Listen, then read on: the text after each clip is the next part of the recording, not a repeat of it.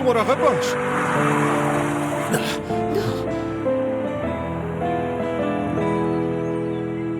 چی کار میکنی ها؟ داشتی له میشدی. زندگیمو نجات دادی. ای.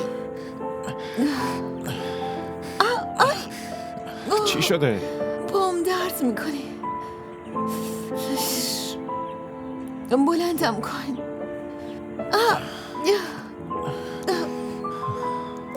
چی شده؟ نمیتونم روش فشار بیارم. بریم بیمارستان؟ نه دیگه در اون حدم نیستم. خب خیلی درد میکنه. اینطوری که نمیشه.